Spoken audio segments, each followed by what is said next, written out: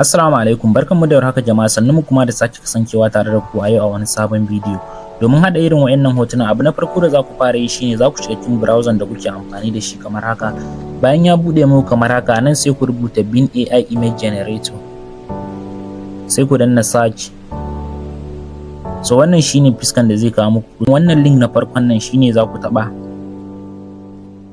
Bayan ya buɗe muku wannan fiskan kamar haka, so ku a naku a wajen nan da aka rubuta surprise me, za ku ga join and create ne, sai ku taɓa wajen ku yi amfani da Gmail naku domin ku yi sign up. Bayan kun gama sign up a wannan box ɗin kuma sai ku rubuta wannan shine abin da za ku rubuta domin samun irin waɗannan hotunan da kuka gani a farkon wannan bidiyon. Amma a daidai gurin da aka rubuta sai ku zo ku yi editing, ku sanya sunan ku. Idan kuma wani ne kuke so ku haɗa masa, sai ku sanya sunansa a daidai gurin. Zan ajiye muku wannan rubutun a first comment da kuma description ɗin wannan bidiyon domin sauƙaƙa muku. Bayan kun gama rubutun ku sai ku zo ku danna wajen create nan. To gashi nan ya fara creating mana, sai ku dan jira kaɗan, baya ɗaukan wasu lokuta masu yawa, iya 'yan sakanni ne ya gama.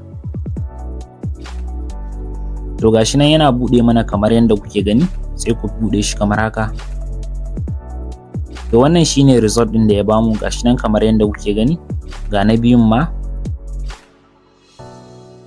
ga sunan kamar yadda kuke gani. Duk wanda kuke son saukewa kuma sai ku danna digon nan guda uku, ga alaman download nan ta bayyana, sai ku yi downloading ɗinsa.